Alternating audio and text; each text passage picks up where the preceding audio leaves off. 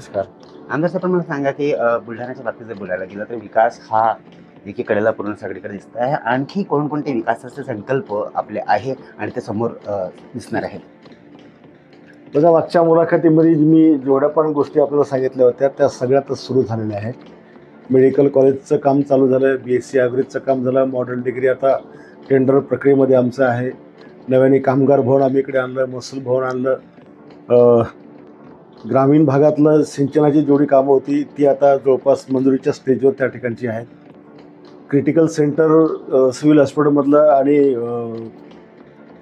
Cardiac कॅथलॅक centre याचं पण काम प्रगतीपथावर आहे. म्हणजे गेल्या 50-70 वर्षात जेवढा विकास इकडे झाला नाही तेवढा 2-2.5 वर्षामध्ये मी या ठिकाणी चालू केला. आता ही कामं पूर्णत्वास नेणं हेच एक आव्हान आहे. आव्हान म्हणण्यापेक्षा फास्ट वेळेच्या आत ती पूर्ण झाली पाहिजे, जेणेकरून लोकांना याच्या सुविधा मिळायला पाहिजे. जे सिंचनाचे प्रकल्प मी हाती घेतले तो सिंचन माझं आज 3% 12% गेलं. माझा लक्ष्यांक आहे की येणाऱ्या वर्षभरामध्ये किंवा पुढच्या आणखी एका वर्षामध्ये हा 96% आपण पोचलो पाहिजे. आणि ते जर झालं तर माझ्याकडच्या आत्महत्या बंद होतील, माझ्याकडचा शेतकरी सुखावेल, एका पिकाच्या वेळी 3 पिकं त्या ठिकाणी काढेल. आणि सगळ्या क्षेत्रात म्हणजे स्पोर्टमध्ये क्रांती होणार, एज्युकेशनमध्ये क्रांती झाली, तिकडे सिंचनामध्ये क्रांती होणार, ब्युटिफिकेशनमध्ये क्रांती त्या ठिकाणी आहे. सगळं क्षेत्र असं एकही क्षेत्र नाही की ज्या क्षेत्रामध्ये आपलं काम नाही.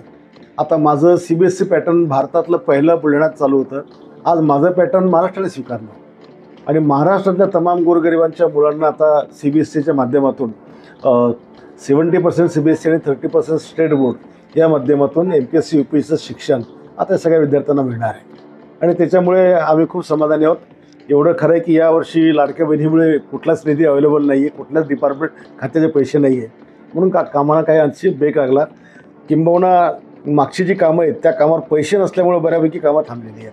युवा जे आहे ते रोजगाराकडे त्यांचं लक्ष लागलेलं आहे. तर रोजगाराचा जो प्रश्न आहे हा नेमका आपण केव्हा सोडवणार आहे? आता BSc ॲग्रीला 1,500 लोक लागणार आहेत. मेडिकल कॉलेजला ऑलरेडी 400 लोक लागलेत आमची. आता जवळपास तिकडे आणखीन 1,500-2,000 हजार लोक त्याच्यावर पण लागणार आहेत. मॉडर्न डिग्रीला पण आम्हाला त्या ठिकाणी लागणारच आहे. आउटसोर्सिंगच्या माध्यमातून नाही म्हटलं तर 1,500-2,000 हजार लोकांना जॉब आता या ठिकाणी मिळत आहेत. म्हणजे पुढचा आमचा टेक्स्टाईल पार्क आहे. पुन्हा आम्ही जे काही डेव्हलपमेंट केलं, आता छोट्या छोट्या गोष्टीमध्ये आमचं डेव्हलपमेंट आहे. आम्ही आता बुलढाण्यात स्मारकं उभारली तर 26 मुलं त्याच्यावर कामाला लागली. आता येळगाव धरणाखालचं आमचं पर्यटन होणार, तिथे पण 150-200 लोक कामाला लागणार. पलडकचं पर्यटन होईल, तिकडे 500 लोक कामाला लागतील. तर जे मी काही गोष्टी आणल्या याचा हेतूच 3 गोष्टीचा आहे. एक तर डेव्हलपमेंट दिसली पाहिजे, दुसरं सौंदर्यीकरण दिसलं पाहिजे आणि त्यातून रोजगार निर्माण झाला पाहिजे. हाच आमच्या सगळ्या गोष्टीचा टार्गेट आहे. आता टेक्स्टाईल पार्क ज्यावेळेला आमचा उभारलेला, आता सुतगिरणी आमची आता मंजूर व्हायच्या स्टेजवर आहे. सुतगिरणी म्हणजे कनेक्टिव्हिटी अशी होणार, सुतगिरणी उभी राहणार, शेतकऱ्यांचा सूत कापूस घेतला जाणार, तिथे पण मजूर लागणार. मग जिन येणार, जिनमध्ये मजूर त्या ठिकाणी कामाला लागणार, त्याच्याशी कनेक्ट कापडगिरणी राहील, मग कापडगिरणीमध्ये मजूर लागणार. तर ही जी शेतकऱ्यांच्या मालापासून तर रोजगारापर्यंत कनेक्टिव्हिटी आहे, हा सारासार विचार करूनच आम्ही हे सगळं केलेलं आहे की लिंकिंग आम्ही केलेलं आहे. हे करताना रोजगार उभारायला पाहिजे, तर फार मोठ्या प्रमाणात रोजगार निर्माण होईल. 15-20 हजार. केंद्राने कॅबिनेटच्या मीटिंगमध्ये प्रस्ताव पारित केलेला आहे जातीनिहाय जनगणना होणार. या जातीनिहाय जनगणनेचा जो विषय आहे त्याचा लाभ देशवासियांना कशा पद्धतीने होईल, काय तुम्ही सांगा? 100% जातीवाईज गणना झाली पाहिजे. आमच्या देशाची निर्मिती ही हजारो भाषा, हजारो जाती, अनेक धर्म, अनेक पंथातून झालेली आहे. आणि त्यातल्या त्यात जे काही मागासवर्गीय जाती राहिलेल्या आहेत, बॅकवर्ड जागे, त्यांना सरकारने 50 वर्षापासून त्यांना 70 वर्षापासून रिझर्वेशन देऊन त्यांना सोबत आणण्याचा प्रयत्न चालू आहे. पण अजूनही आरक्षणाचा फायदा बऱ्याचशा लोकांना होत नाही. किंबहुना आरक्षणाचे फायदे एकाच जातीतील एकाच वर्गाला मिळतात. एक वर्ग गरीब तो गरीबच राहतो, एक श्रीमंत श्रीमंत होतो. त्याच्यामुळे जाती गणना ही झालीच पाहिजे. खऱ्या अर्थानं सगळ्यात मोठा धोका आम्हाला जो आहे की बांगलादेशातले बाळासाहेब ठाकरे 1992 पासून सांगायचे की त्या काळात 2 कोटी होते, आता किती कोटी असतील सांगता येत नाही. पाकिस्तानी अजून आपल्याला किती आपल्या देशात सांगता येत नाही. त्याच्यामुळे जाती गणना ही झालीच पाहिजे. आणि येणाऱ्या 4 महिन्यामध्ये तुम्ही निवडणुका घ्या असं राज्याला सांगितलं. समजा या निदर्शनाकडे तुम्ही कसं बघता, काय सांगाल? 4 महिन्यात निवडणुका होतील असं वाटत नाही, कारण निवडणूक आयोगाच्या धोरणानुसार पावसाळ्यामध्ये ते निवडणुका घेऊ शकत नाही. ऑक्टोबर, नोव्हेंबर किंवा डिसेंबर नंतरच निवडणुका राज्यामध्ये होतील. कारण शेवटी कोर्टांचा सन्मान ठेवणं शासनाचं काम जरी असलं तर फिजिकल ग्राउंडवर काम करताना जो त्रास कर्मचाऱ्याला होऊ शकतो किंवा मतदार होऊ शकतो किंवा मतांवर त्याचा परिणाम होऊ शकतो, काय त्याला आपण मतदान वाढायसाठी, तर तो त्याच्यात म्हणजे कमी प्रमाणात होईल. निवडणुकांचे निकाल वेगळे लागतील, त्याच्यामुळे निवडणुकाला पुरेसा वेळ लागणारच आहे. आणि मला वाटतं सुप्रीम कोर्टाने सांगितलं आहे की आहे तशा स्थितीमध्येतल्या आरक्षणावरच आपण निवडणुका घ्या. त्याच्यामुळे आता जेव्हा केव्हा हा एम्पिरिकल डाटा जमा होईल, कास्ट वाईज सगळी गणना होईल, त्याच्यानंतर पुढच्या आरक्षणाची दिशा त्या ठिकाणी ठरेल. भारतीय सैन्याने ऑपरेशन सिंदूर हा सक्सेसफुली राबवला आणि त्याच्यात विजयसुद्धा मिळवला. त्याच्या अनुषंगाने तिरंगा लढी सगळीकडे काढण्यात येत आहे. काय सांगणार, सिंदूर जे ऑपरेशन सिंदूर होतं पूर्ण झाल्यावर कशा प्रकारचं एक समज? बघा, ज्या पद्धतीने भारताने पाकिस्तानला उत्तर दिलं, अख्खं जग या गोष्टीमुळे अवाक आहे की भारताची अँटी डिफेन्स सिस्टीम इतकी खतरनाक कशी आहे. जी अँटी डिफेन्स सिस्टीम आपल्याला रशियाने दिली, त्यांनाही विश्वास बसत नाही की आम्ही एवढं शक्तिशाली यांच्या हातात कसं काय दिलं. पण अचानकपणे युद्ध बंद होणं, प्रत्येकाला असं वाटलं, प्रत्येक भारतीयांनी, प्रत्येक आर्मीच्या अधिकाऱ्यांनी मानसिकता केली की आता पाकिस्तानचा POK घेतल्याशिवाय, आतंकवादाचं जड खतम केल्याशिवाय हे थांबणार नाही, हे प्रत्येकाला वाटलं. आर्मीची पण तयारी तशीच. जवळपास आमचे जे काही पोरं तिकडे कामाला आहेत, देशातल्या रिटायर कर्मचारी जे सैन्याला बोलवलं गेलं, सगळ्यांना अलर्ट राहण्याचे आदेश दिले गेले.